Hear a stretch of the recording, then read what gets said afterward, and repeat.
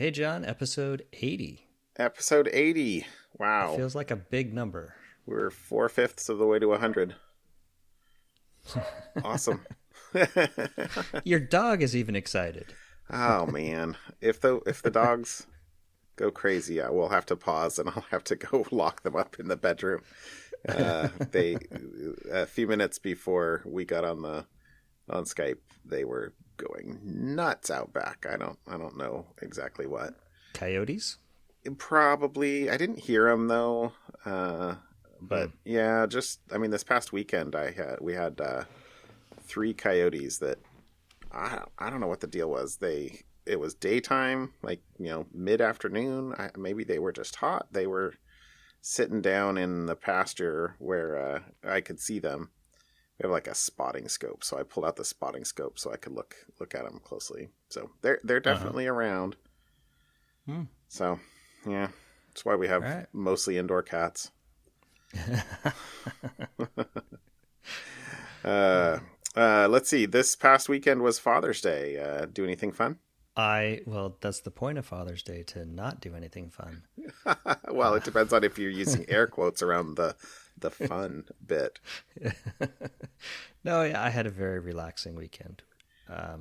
It was so relaxing, I don't remember a whole lot of it. I think I just mostly laid around. We cooked up steaks on Sunday, and my middle daughter offered to make me my favorite cheesecake, a key lime or a pie, a key lime pie, Ooh, and I'm still waiting for that. So, wow! I, So you got the rain check. yeah, I got the rain check on the key lime pie, but I did see a graham cracker crust upstairs. I got home half an hour ago, and I did see a graham cracker crust on the kitchen counter when I got home. So it looks like it's in flight. So looking That forward to that that. that's pretty funny. Well, you want to know something totally ironic? Yeah. I had key lime pie for Father's Day. Oh, That's funny. awesome. I didn't actually know that was underway at your house, but we went we actually it was actually Saturday night. We went over to some friends and she had a kind of a happy Father's Day to Jason and I actually, and there was a key lime pie and it was delicious. I must say. It's my So favorite so pie. yeah, I don't even think I knew it was your favorite pie. Uh, I'm sorry. I'm Learn something partial new to every week. apple pie with vanilla ice cream. Mm. Honestly, it's my favorite. You can't go wrong with that either. Yeah, yeah, yeah. Any fruit pie, mostly. Um. Anyway, so let's see. uh. Let's what I sort of weirdly I wound up having to work, not at work, I guess, but at homework, like hard the most of the morning of Father's Day. Balin Um, hay. our neighbor had come over and baled hay. You were saying that to be joking, but yes. Well, not really baling, which would have been fine because then you're just on a tractor like driving. But no, this was lifting hay into the back of the mule and onto the tractor and then stacking it. So it was much less fun, let's say. So, but I don't have to go to a gym or pay for a gym That's membership. right. That's what I think Your of sometimes. your property is your gym. Oh, it's okay. It's all right. I did actually play we played a good game with the kids Saturday Sunday afternoon though, and watched a movie. That was fun. Yep. Let's see. I think I had one link for follow up I threw in here. I don't know if you read this one as well, Yeah, but I saw this one. It was a great one. yeah, because you mentioned the Apple, what is it, login with Apple that was announced 2 weeks ago at the WWDC, Yep. and then this is a link from the Google Google login chief is what they called him. But Mark Risher, what's his actual title? Product Management Director, Mark Risher. It says, I don't know. So anyway, the point of this is that this guy has the right attitude, is what I have to say, which is that they're working on trying to make things better for people. And if it's better for people, they're happy about it. So there were comments in this article about the fact that he doesn't think that Google has done a good enough job as it could to make people feel comfortable with using login with Google. As a, I know the other day I was like, oh, hell no.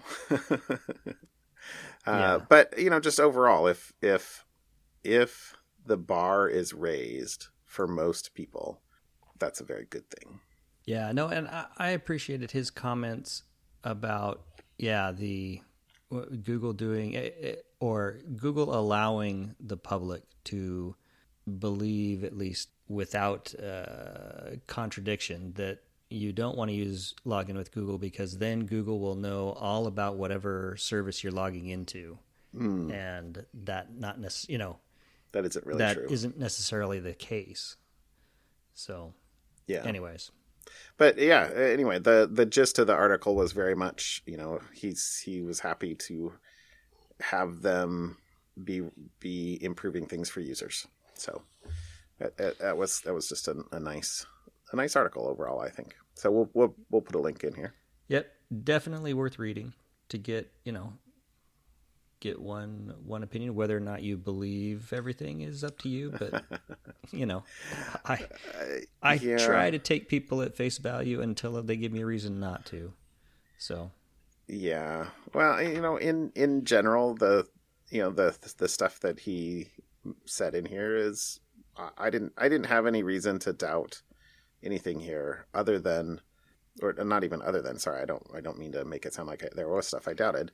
There were certainly areas where it's clear that he's responsible for something and wants it to be improved, and is right, defending it. I don't feel like he was defensive in here, but he was definitely defending his what they've done and what they were trying to do. And getting rid of one less password is a good thing.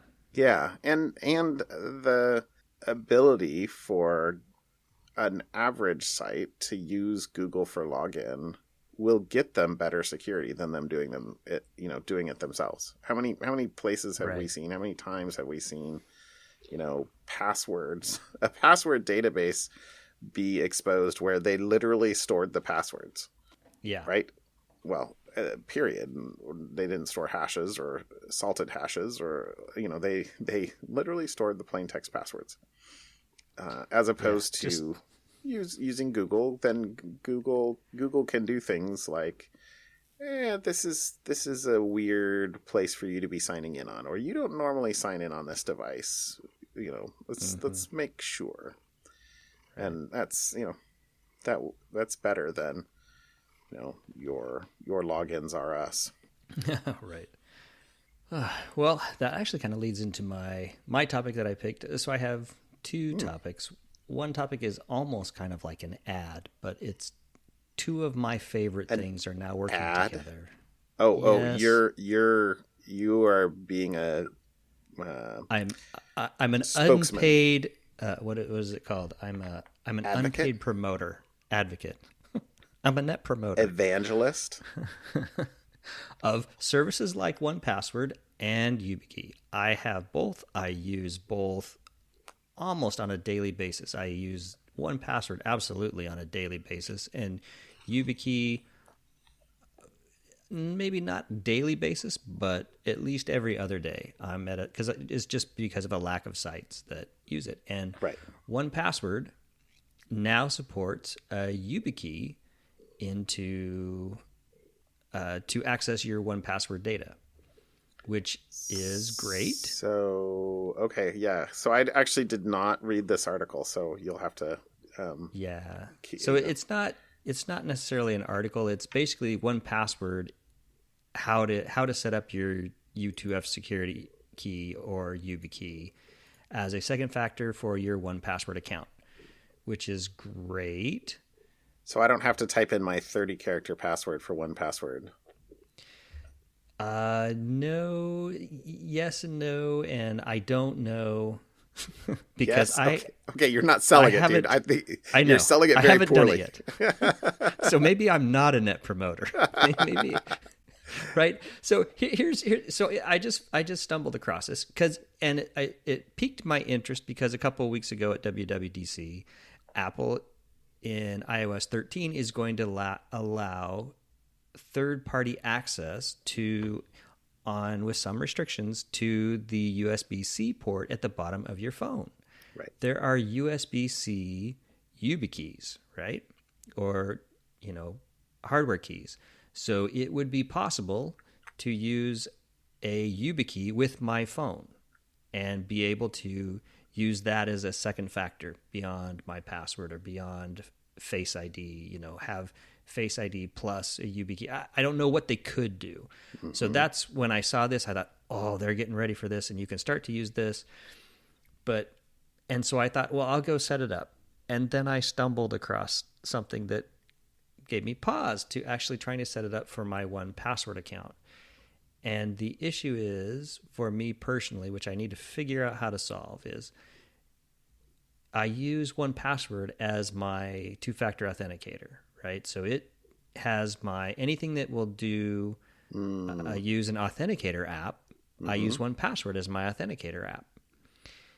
You don't want to use 1Password as your authenticator app for 1Password, because that's kind of like storing the key to your safe inside the safe, mm-hmm. which makes it really, really, really secure. And so in the spectrum of usable and secure, it's on the end of the secure side. Exactly.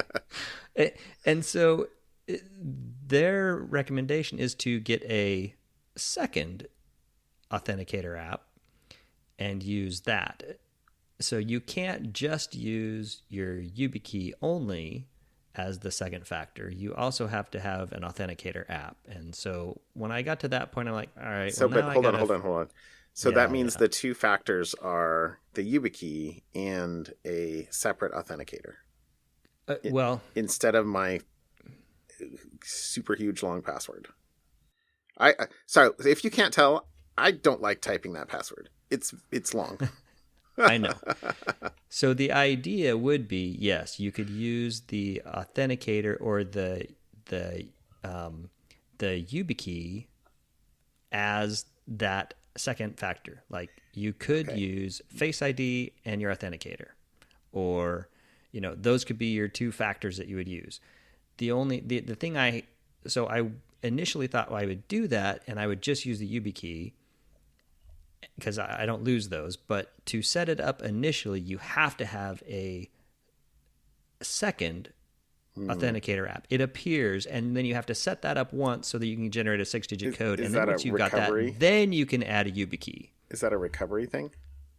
Yeah. Well, no, it's a second factor, right? Because for my Gmail account now, right, I have a YubiKey set up for my Gmail account. I also have an authenticator app. By default, if I'm in Chrome is already wired in to use YubiKey. It won't ask me for an authenticator 6-digit code. It will ask me for the YubiKey. Just put in the YubiKey. However, if I'm in Safari, which doesn't support YubiKey, it will prompt me and say, what's your 6-digit authenticator code? So it's just a second factor beyond the password that it needs. So that's how logging into Gmail works. Yeah. So you need two factors to authenticate yourself, and there's different ways you could do that. Your password is one. Anyways. Yeah. So I got real excited about seeing that 1Password and YubiKey were being joined together so I could use my YubiKeys with 1Password. And then I hit this little speed bump because I don't want to have a second authenticator app. I want 1Password. You don't have Google Authenticator already on for other things or from history, or you've already moved on? That was I've moved everything into 1Password. Yeah, I moved everything into 1Password. So I could use Google Authenticator or any other authenticator app, and it would work. But then that would be, I would use 1Password for everything except for the other. what I was hoping You're to so be able organized. to do. I know what I was hoping to be able to do. I know. I'm sorry. Sorry, I'm just trying to get to my point. I just want to get through this. Because I've totally botched my whole point till I get to this point. Because what I really wanted was to be able to add my YubiKey to my 1Password so that I could use the YubiKey like I use Authenticator codes as a second factor. So I could you want it to be a pass-through, basically. Yeah, so I could figure out how to wire in. I was hoping, and maybe this just is Wishful beyond how this, thinking was, that instead of me going to an app, could this in some way make it easier to add YubiKeys to all the different sites that I have to log into? And, now after saying it out loud, I'm like, all right, now I can see. Yeah, 1Password to have to be intercepting those and automatically detecting. Yeah. So this is a horrible topic. No, it's not a horrible topic. You stomped on my joke though earlier, which is that I literally have 3 Authenticator apps on my phone. So, you do? Yes, because I'm not as organized as you, and B, I don't know. I'm schizophrenic. Well, but you have. If anybody tried to use my phone, they'd be confused, is what it would be. I'm going for the maximum confusion. Well, to be a little fair to you, you use your phone for both work and personal stuff. Yeah. So I technically have 2 Authenticator apps. I've got the one for work, and I've got a different one for home. Oh, I wasn't thinking of the one for work. I have 4 Authenticator apps. So you have 4? Sorry. Okay. I was trying to cut you some slack. You're trying to cut me slack. I appreciate it. No, I'll dig the hole deeper. Anyways. Oh, that's funny. So okay. Well, I still have not gotten myself a YubiKey, so I will be curious to see how this moves forward with more and more things, at least on iOS. The reason why you haven't been able to use, because it would be awesome if I'm logging into an app on my phone that requires an additional factor, that I could just hold an NFC YubiKey, or I could plug the YubiKey into the bottom of the phone, and that would work. Right. That would be lovely. And that's what I was hoping this would be able to allow me to set up to do, was that I could use, and clearly that's not quite it yet. So I have not implemented this yet. I need to figure out how I want to do this. But anyways, it's exciting. Yeah. More advances in passwords and U2F. Second factors and universal 2-factor. So we're good. All right. So let me quickly move on. You're gonna get the NFC U2F embedded in your palm, right? I would be one of those guys that would do that. I don't know if I would do my palm. Okay, it's like the back of the wrist. Yeah, well, no, I think back of the hand. I've seen them put it kind of in the fleshy part, in between your thumb and the forefinger. I think. Yeah. Yep. I feel like that's where I've seen it put. I mostly was joking when I said that. I didn't realize you would be like, oh yeah, I'd totally do that. I would seriously consider that, only if I had some confidence that it would actually be useful. Yeah. I don't have confidence that I could actually use it. Right. Any more than it's not just standardized enough yet for fun, but right? For show. It'll get there, or it is getting there. Yeah. Now I'll move on to my second one.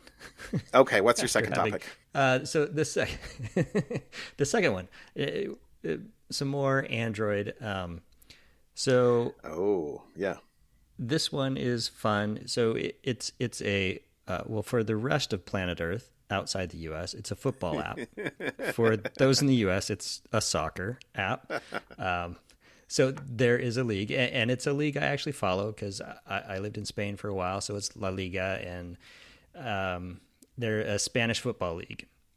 And they were hit with a $250,000 euro fine because it found out that their Android app, while the games were on, was secretly listening to the surroundings of if the user was had the app loaded and was looking at the scores or whatever, it was secretly listening to what was going on to see if it could pick up the audio inside a bar. So it was checking your location. It would say, is this person in a bar? And they would listen to some audio and do some... No, they Yes. weren't. Isn't this awesome?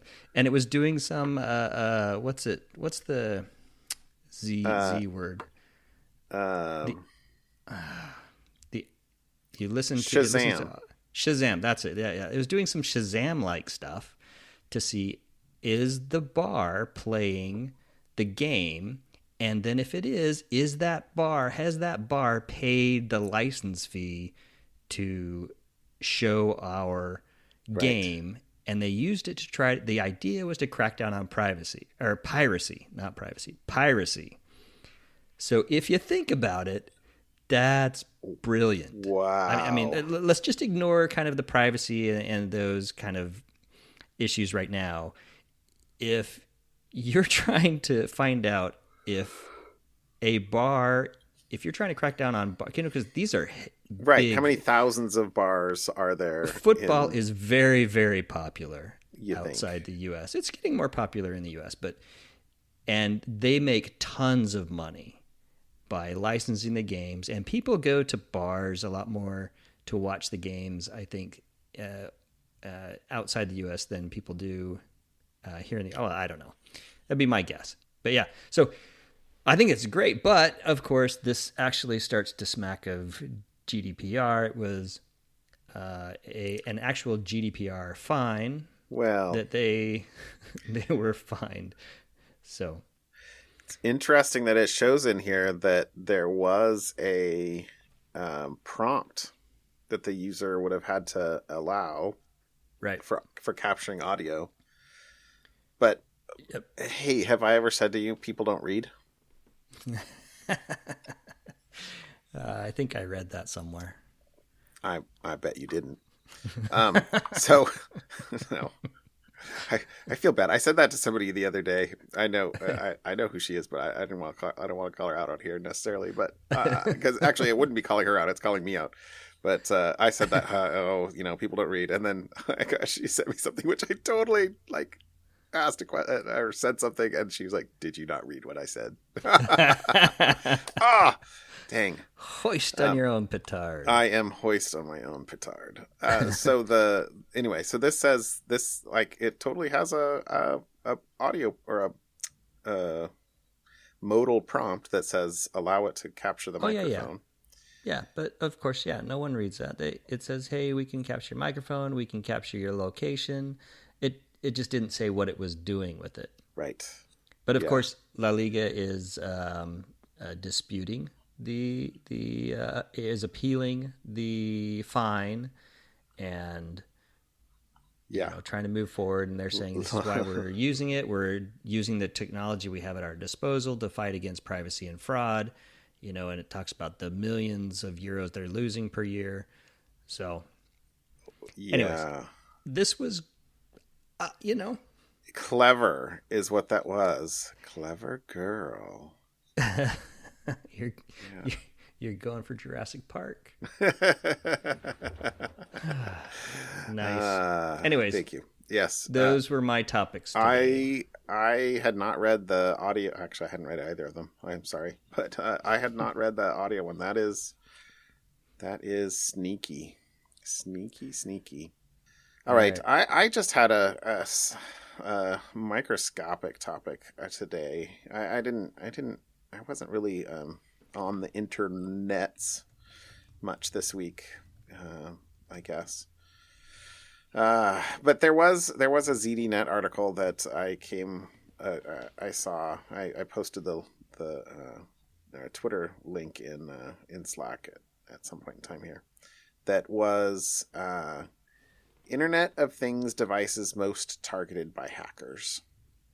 And I guess the reason, maybe it was just the top line stat on this was even more than I expected, which was that 47% of vulnerable devices are IP cameras or security cameras. So I mean, I don't know. I I guess was just saying, basically that's saying if you have a vulnerable device in your house, 50% of the time it's going to be an IP camera, right? Is that how you yes. read that stat? Yeah. Let's see. So think of all the different IoT devices you have in your house. Probability you have a camera is high.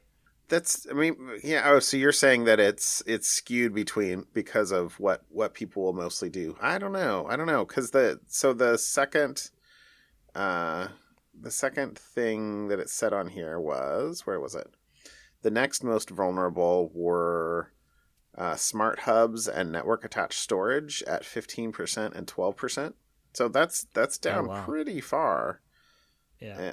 And network NAS devices at 12%. I mean, come on. How many people have NAS devices? I wouldn't think that many. I would think it would be less than 12% of the population. Yeah. Well, less than. Well, that's basically a third, or maybe a fourth of cameras. So maybe, I guess I would think that there would be many times more cameras installed than NAS's.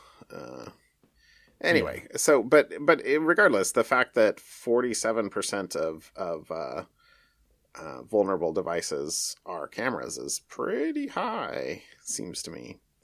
So, but there were some other interesting data points in here too. The second one was the average U.S. household contains 17 smart devices.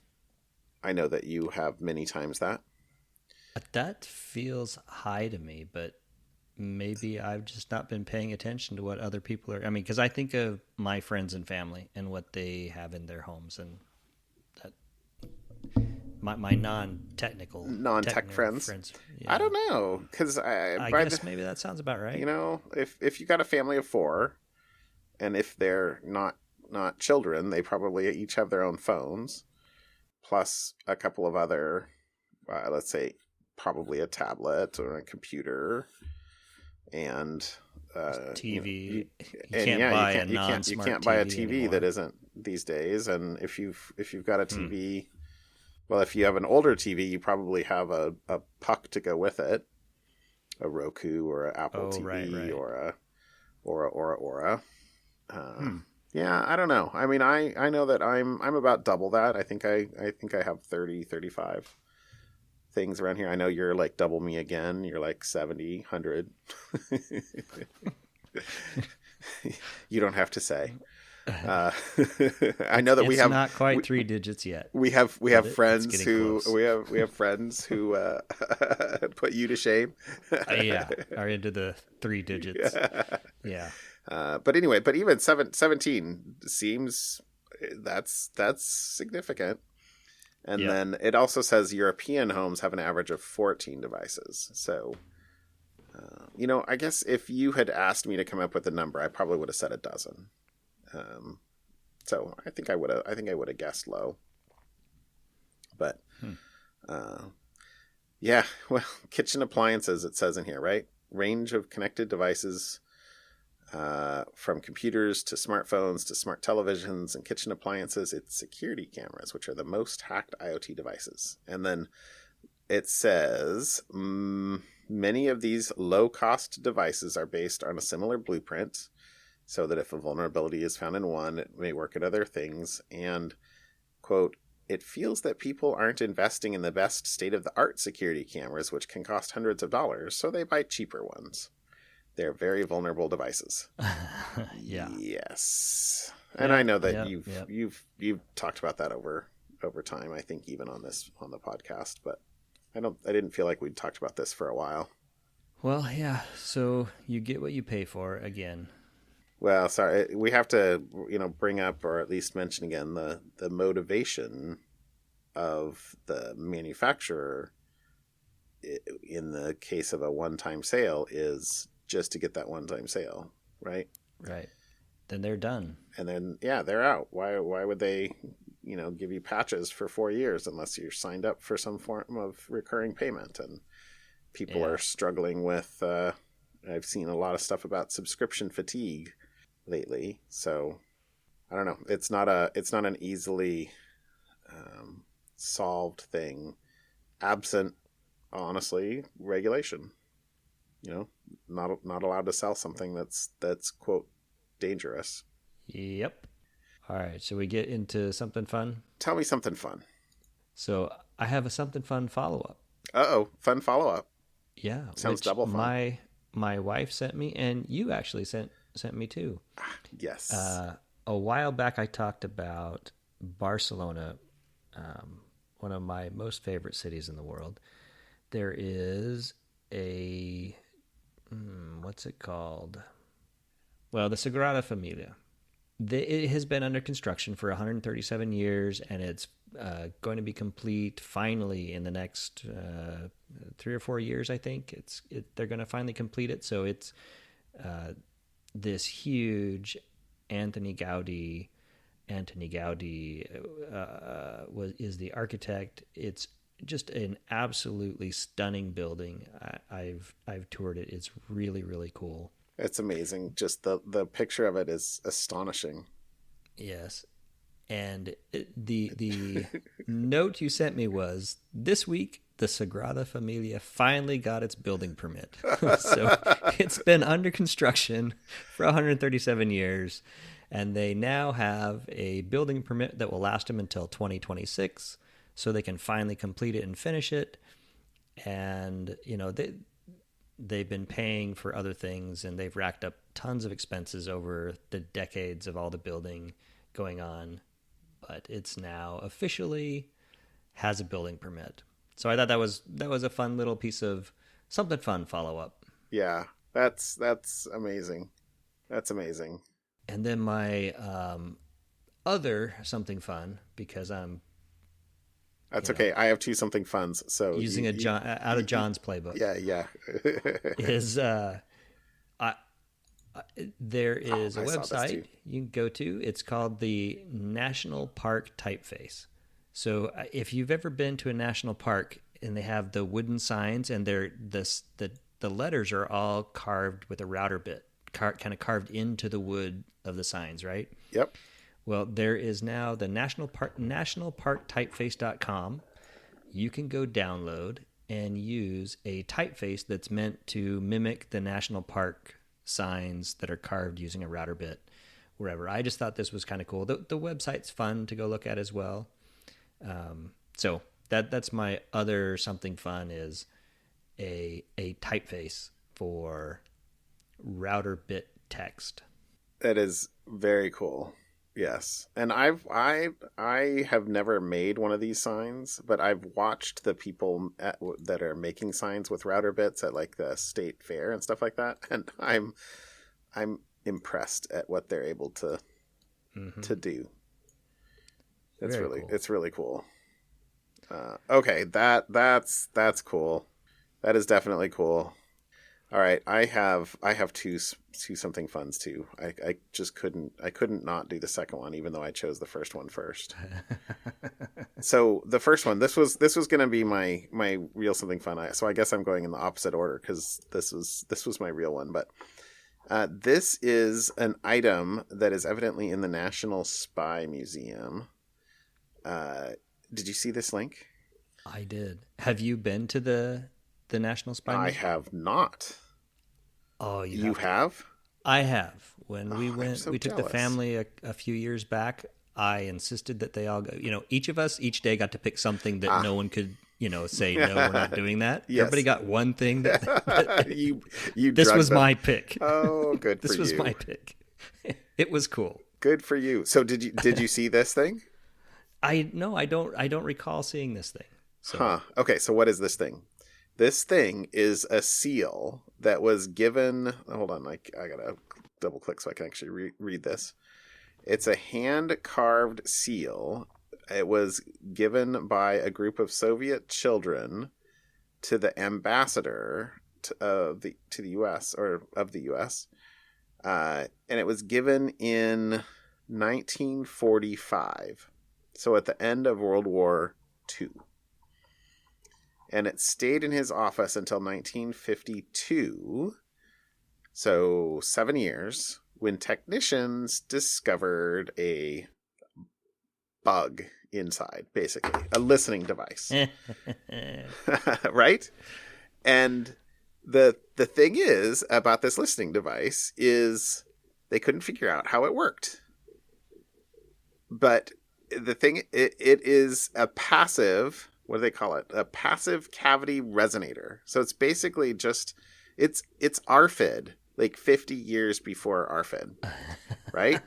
Because the only time it could be used was if somebody was outside in a van, basically, what do they say? Activated by a radio beam from a van outside. Then sound waves entered through tiny holes in the eagle's beak. They vibrated a membrane and bounced it back to the signal to the people listening in the van. So basically, it's a passive listening device that was activated by radio waves from a van outside the embassy that let them listen in on the U.S. ambassador in 1945. That's awesome. Isn't that crazy? Awesome. I did not realize you'd been to the National. Is it called the National Spy Museum? I don't remember if. I just remember it being the Spy Museum. Yeah, I don't know if it's the National Spy Museum. It was called Spy Museum in the Twitter comments here too. So anyway, I've got to go. Yeah, it's a pay. It's not. It's not like on the mall along with the other Smithsonian's. It's a pay. That's fine. It's off the mall, but you pay for it, and it's a regular. Anytime we're somewhere, yeah. we go to museums cool. and stuff like that. Yeah, my poor children. I'm a museum. I don't know what you call me. What do you call somebody who forces their children to go to museums? A parent? Oh, I don't know. Yeah. Okay, but then and then I realized that I had posted the second link, and I was like, oh, well, I have to do that too. So this was the thing, the kerfuffle with lyrics between Genius and Google this week. Mm-hmm. Which the music site Genius, which whatever, I've probably gone to in history because I have over time many times said, hey, what's the lyrics for this? But this says the music site Genius says it can prove Google is scraping content by examining the apostrophes. So basically they went in to their lyrics and spelled out a message in Morse code in the lyrics with apostrophes. So like, right, Morse code is dots and dashes. So they used a left leaning and a straight apostrophe as a dot and a dash. And then they spelled out a message that said red-handed. And when Google, and so Google is showing lyrics in Android, I believe. Oh my gosh, that's totally clever and bad Google. So, and there's other things in the thread about where did Genius get their lyrics in the first place, and blah blah blah. So, but yeah, well, but I don't know. Well, like when I read this one, I was a little confused about why is Google scraping lyrics from someone else? Don't they have Google Play Music, and wouldn't they have access to the lyrics from the artists themselves? Because my Apple Music app, there's a lyrics button and it shows me all the lyrics. Where's Apple Music getting it? The Amazon Prime Music shows all the lyrics to whatever song I'm playing. Or maybe it only shows, I don't know, maybe it only shows it to certain songs. But every song I seem to grab, it shows the lyrics. So I am not in the music industry. I guess I would assume that more recent stuff has lyrics like automatically filled out, but for older or more esoteric stuff, maybe not. I don't know the boundaries of where things have already been filled in, whether crowdsourced or first party sourced. But I thought that the let's say steganography of encoding a message in the apostrophes was clever as heck. And especially the not just encoding something arbitrary, but now we caught you red-handed. I thought that was clever. So that's my something. That was my second something fun this week, I guess. So, Well, fun. all right, shall we call it a show? Yep. Sounds good. Have a good night, John. I'll talk to you later, Eric. Bye.